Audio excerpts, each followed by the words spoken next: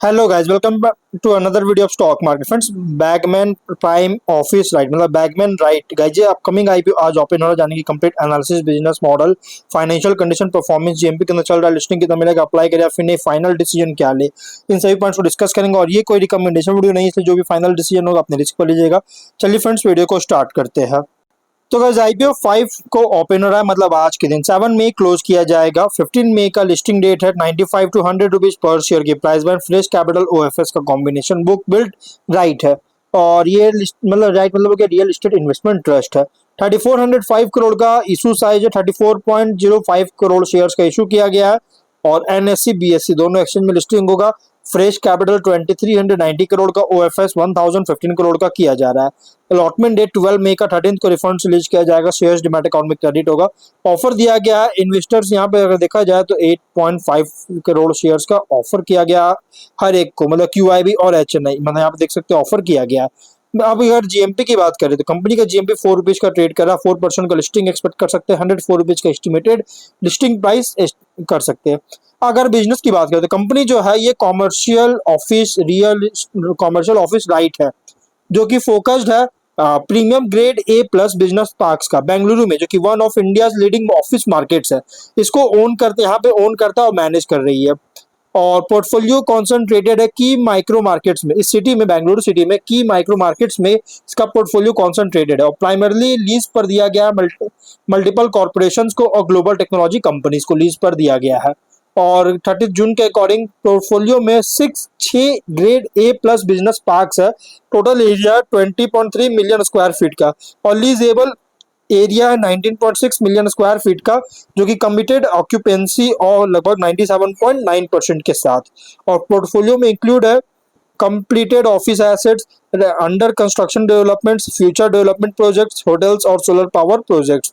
और राइट्स का जो टेनेंट बेस है इसमें इंक्लूड है ग्लोबल कंपनी जैसे Google, Amazon, निविदिया, other multinational corporations, जो कि टेक्नोलॉजी और इससे रिलेटेड सेक्टर्स में ऑपरेट कर रहा है, जो कि टेक्नोलॉजी हब भी है। अगर बेंगलुरु की बात करें, बेंगलुरु जो है टेक्नोलॉजी टेक हब है। तो यहाँ पे मतलब कि जितने भी टेक सेक्टर से जो कंपनीज है, मेगा कंपनीज जो कि मल्टीनेशनल कंपनीज है, वो सभी इसके मतलब कि क्लाइंट्स है, टेनेंट है। और पोर्टफोलियो गाइज फॉलो करता है लीजिंग स्ट्रेटजी का, जो कि फोकस्ड होता है लॉन्ग टर्म टेनेंट रिलेशनशिप, जैसे 10 साल, 20 साल, 50 साल के लीज पर होता है। और build to suit office solutions और अपॉर्चुनिटीज एक्सपैंड कर रहा है एग्जिस्टिंग बिजनेस पार्क्स के अंदर। और कंपनी जो है स्पॉन्सर किया गया है बैगमैन ग्रुप के द्वारा।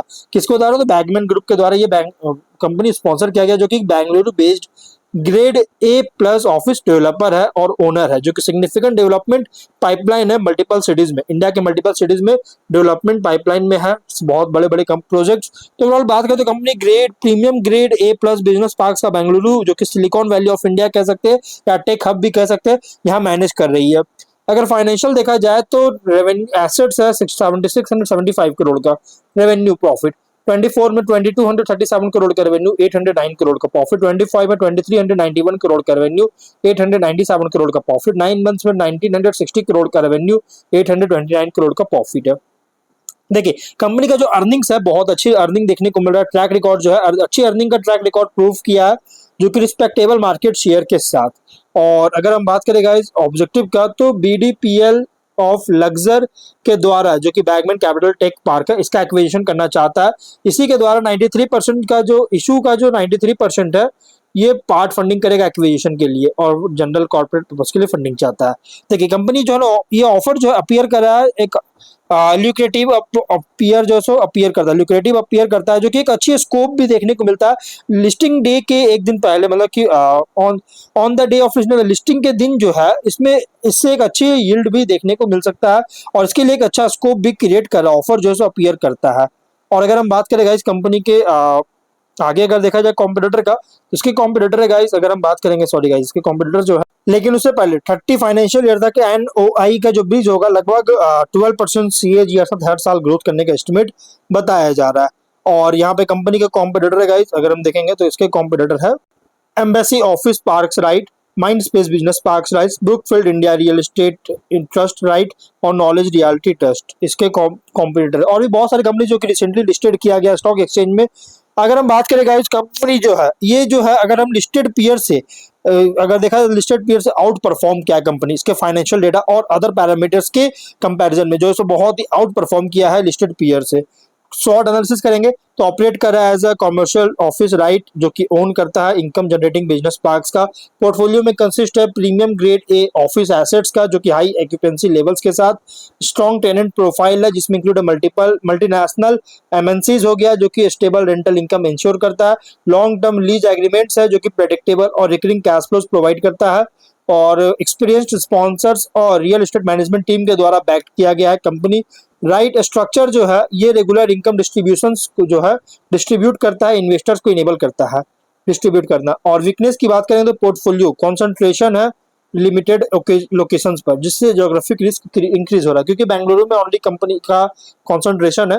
और रिटर्न्स लार्जली डिपेंड करता है रेंटल यील्ड जिससे हाई कैपिटल एप्रिसिएशन को लिमिट कर रही है। कंट्रोल जो है टेनेंट डिमांड और लीज रिन्यूअल्स पर लिमिटेड है। और हाई मिनिमम इन्वेस्टमेंट्स है जो कि कंपेयर करें रेगुलर इक्विटी आईपीओ से। परफॉर्मेंस लिंक्ड है कमर्शियल रियल एस्टेट साइकिल्स पर।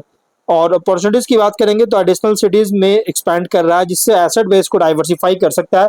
IT parks, corporate offices, global capability centres में ग्रोथ कर रही है, जिससे डिमांड को इंक्रीज कर सकता है।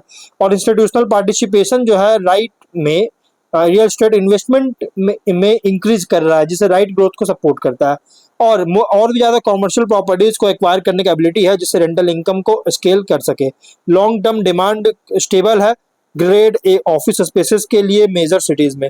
लेकिन थ्रेट की बात करेंगे तो इकोनॉमिक स्लो डाउन के कारण ऑफिस डिमांड ऑक्यूपेंसी लेवल्स को इम्पैक्ट कर सकता है। वर्क फ्रॉम होम ट्रेंड्स के कारण long term office space demand को रिड्यूस कर सकता है। कोविड के बाद जो है so home work from home जो है सो ट्रेंड चलने लगा है। और इंटरेस्ट रेट अगर इंक्रीज होता है तो राइट रिटर्न्स का जो अट्रैक्टिवनेस है इसको रिड्यूस कर सकता है। रेगुलेटरी या टैक्सेशन चेंजेस अगर होता है तो इनकम डिस्ट्रीब्यूशन को अफेक्ट कर सकता है। टेनेंट कॉन्सेंट्रेशन रिस्क है, क्योंकि अगर मेजर टेनेंट अगर खाली करते हैं या रीनेगोशिएट करते हैं लीज को तो गाइज इंपैक्ट कर सकता है। क्लियर कॉन्टेक्स्ट करें तो गाइज अगर रियल रियल एस्टेट डेवलपर से कंपेयर करें तो ये ऑपरेट करता है एज मतलब कि नॉर्मल इक्विटी कंपनी से, तो ये ऑपरेट करता है as a yield focused investment vehicle holding income generating office estates assets पर।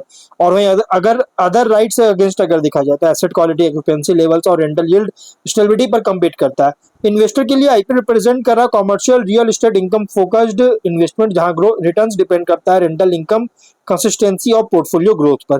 तो ओवरऑल अगर बात करें तो आईपीओ जो है ना IPO long medium to long term IPO, क्योंकि राइट्स में अगर आप इन्वेस्टमेंट करते हैं, क्योंकि देखिए राइट्स जो कंपनी होता है ये लॉन्ग टर्म आईपीओ होता है, लॉन्ग टर्म कंपनीज होता है, तो इसलिए आप इसमें लॉन्ग टर्म कंसिडर कर सकते हैं। बट फाइनल डिसीजन आपका होना चाहिए, आप अपने रिस्क को लिए कोई रिकमेंडेशन वीडियो नहीं तो मिलता है नेक्स्ट वीडियो में। बाय।